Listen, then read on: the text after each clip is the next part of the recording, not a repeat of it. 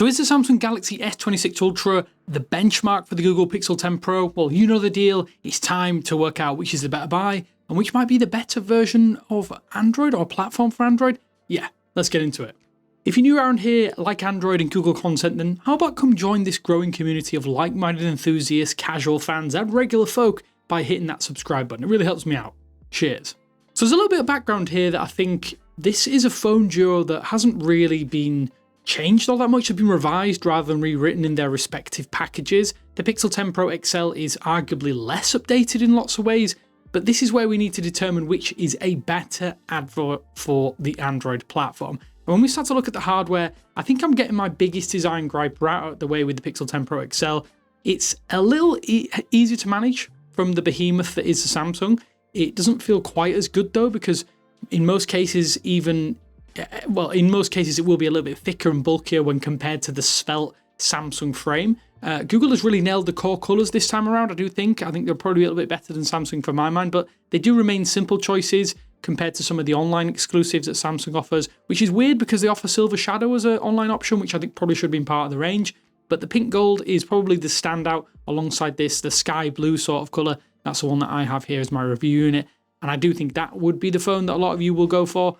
As for the S26 Ultra display, it's fantastic. It isn't a 10-bit panel. I know a lot of people out there have been complaining about this, and while I'm not apologising for Samsung, it is exceptional. As I say, it's top tier. In my opinion, it's the best on a phone to date for sheer usability and consistency, and I'll keep banging that drum as it were. Sure, a higher bitrate would be nice, and I would have loved to have seen this, but it looks so damn good already that I'm kind of personally willing to forgive this omission. The smaller bezels as well on that 6.9-inch dynamic LTPO display, they're exponentially better, and the anti-glare Gorilla Armor 2 display is still magic in direct sunlight and in lots of different lighting conditions. Even with the screen protector fitted, you can benefit, as I do think glare is still not as noticeable as it is on the Pixel. That's not to say that the Pixel's horrendous, it's just, yeah, it is noticeable. The resolution itself of the S26 Ultra display is slightly bigger at 1440 by 3120, and at 0.1 inches bigger than the Pixel's 6.8-inch display, courtesy of those smaller bezels. I do think that marginal extra gain means you just get more good stuff to interact with. It does feel a little bit better for most of the content I've been consuming. That's not even mentioning the privacy display, which is obviously a key selling feature for the Samsung. It limits those viewing angles to hide sensitive data, or at least obscure it. I think it's fantastic for those of us who value our on-screen privacy in public.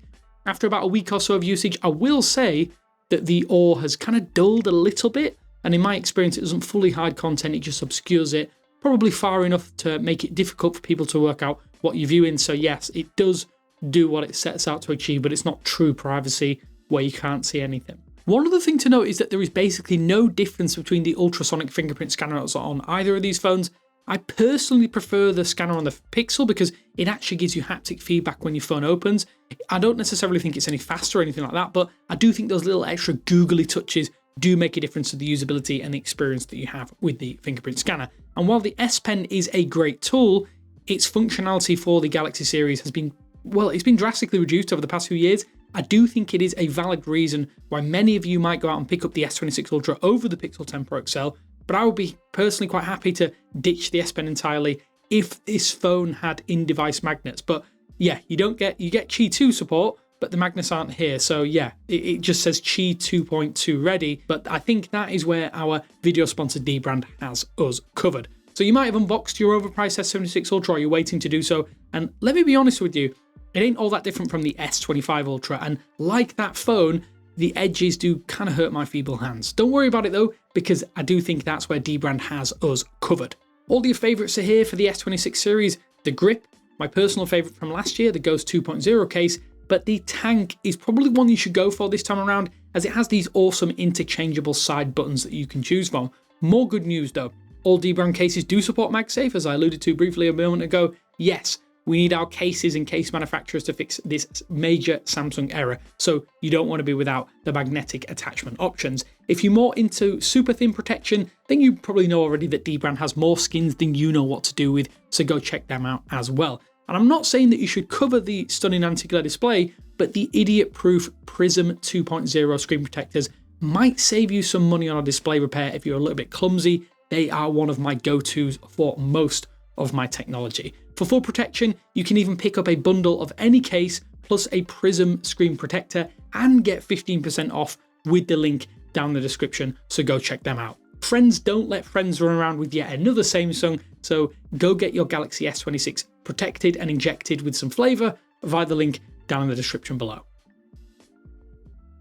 While Samsung is great at getting out updates, I think the simple answer to anyone out there who wants day one or at least close to day one updates for their phones, basically the Pixel is the only way to go nowadays. It also doesn't help that One UI 8.5, which ships on the Galaxy S26 series, is a really minor update visually. There's a little bit more clarity and clear elements, which definitely has been taken from the Apple side of things. That said, it still manages to add some much needed options for like the quick settings panel, so you can customize that.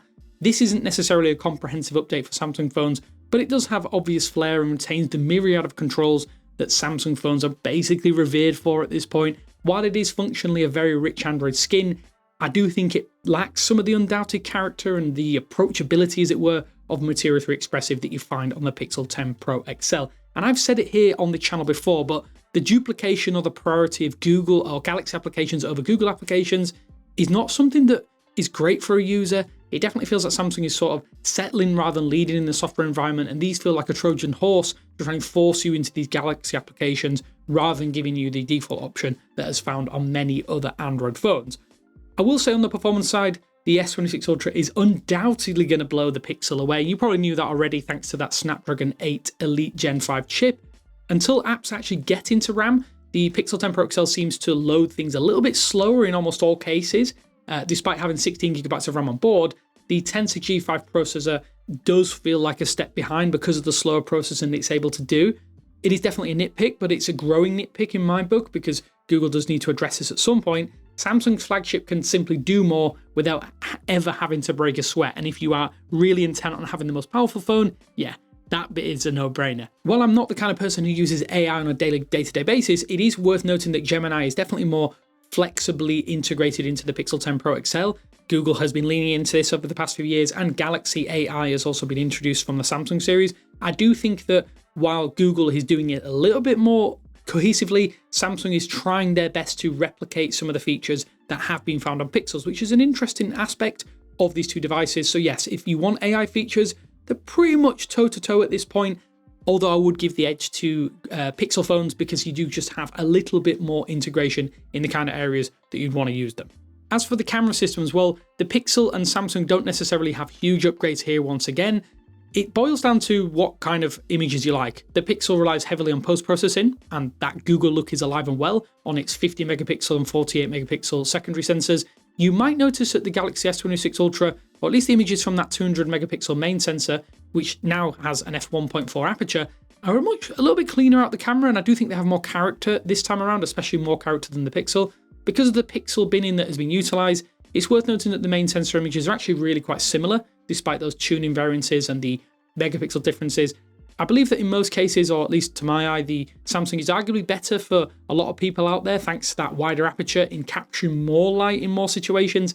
I think taking a quick snap though is still a strong suit with the Pixel 10 Pro XL. It always has been. Of course, we're talking about auto modes here. If you want to delve into pro features, then yeah, the Galaxy S26 Ultra absolutely flattens the Pixel in terms of the options available to you. But when in the auto mode, it is a little bit annoying that it still has issues with shutter lag, although I think it's actually due to how Galaxy phones take the image after the shutter is pressed, or after it's released, rather than when it's pressed. So yeah, shutter lag or something similar to that is still a bit of a problem here. Despite more hardware, the Pixel 10 Pro XL is definitely the more reliable companion day-to-day in that regard. Ultimately and subjectively, which is better to you is kind of a toss-up in most situations. Where Google sort of pulls ahead of the Galaxy S26 Ultra though is in its ProRes zoom feature. Yes, it is AI powered, or it uses AI to refine images and add in detail which might not necessarily be there, but it does make a huge difference to what would ordinarily be bad zoom photos at up to 100 times zoom. On the video front, Video Boost is great for the Pixel 10 Pro XL, and it helps paper over some of the power user discrepancies for video modes. But if you do care about video more broadly, Samsung's still the king on Android from what I can see at this point. It is a better phone for video recording with higher quality on-device capture modes. You have 8K at 30 FPS natively. You don't have to use Video Boost for that. and the new professional grade APV video codec for lossless quality there as well. You're also even able to record to an SSD natively in the Samsung camera application for the first time, something which is absolutely fantastic for budding videographers out there. So yes, it is a toss-up if you want pro features or if you want unencumbered auto functionalities. But the tuning is, quite different at this point in time, so take your pick from the images that you're seeing on screen here. I will say, in terms of lifespan and charging, I think for me it's honestly a joke that the Galaxy S26 Ultra still hasn't received a battery size increase nor change in the tech that's being used, especially as a brand that is renowned for trying to do their best most of the time. The only saving grace for me is that it supports 60-watt charging, which is quite a bit faster than the 45 watts on the Pixel 10 Pro XL. Samsung claims 0 to 75% in around 30 minutes, whereas their Pixel actually, or at least according to their literature, hits 70% in the same time frame, which, that doesn't seem to track in my own experience. The Pixel 10 Pro XL actually features its Q2 certified Pixel Snap, which is MagSafe for me and you, which supports 25-watt wireless charging. This is definitely more useful than Samsung's current implementation. If you want magnetic alignment, you are going to use a specialized case. Go check out our video sponsor down on the link in the description below. For me, though, the real shocker is that the Pixel can actually outlast the Samsung, given its larger 5,200 mAh battery compared to that flat 5,000 mAh battery in the Samsung phone. In my testing, the Pixel's efficiency for daily tasks has been, it's been a breath of fresh air, even if it does charge slightly slower. So yes, if you want lifespan, it has a slight edge for the Pixel 10 Pro XL, which is weird to say out loud. So in conclusion, like the Pixel 10 Pro XL, the Galaxy S26 Ultra isn't a quantum leap over its predecessor. I think it's more of the same, and that's good because the Galaxy S25 Ultra was a fantastic package last year. It's bad or majorly frustrating for us because it's still 95% of the same thing, and for me it feels a little bit complacent from the company that is, rightly or wrongly, responsible for carrying the Android can in practically every single global market. It's synonymous with Android. Galaxy and Android go hand in hand. While the Pixel 10 Pro XL is objectively a worse device on a spec sheet, I think it does really very well with quite a lot less in the tank, or a lot less to utilize. Google is prioritizing holistic experiences and that deep integration with Gemini, and that will progress over time, while Samsung is still adamant that a power bump, the new privacy technology, and the S Pen are enough to potentially keep the crown for most people. I think if you want the absolute best hardware and that raw power, you're probably going to go with Samsung. Even more so if you want video features and potentially camera features as well, camera pro modes. If you want a phone that I think feels more human and definitely more integrated into your life, then the Pixel's probably the one to choose for you. Personally, I'm actually still torn. I was a big fan of the Galaxy S25 Ultra last year, as you're probably aware of from the videos we made here on the channel, and if you've read my reviews over on 9to5google.com. But yeah, I'm kind of in a confusing position here because it's not much of an upgrade of last year, so maybe I might stick with the Pixel 10 Pro XL, but I can see myself flip-flopping between these two devices. Such is the time we live in. Let me know what you think down in the comment sections below. Are you Team Samsung or are you Team Pixel? Cheers for watching. I'm excited to hear what you have to say, but as always, I will speak to you later.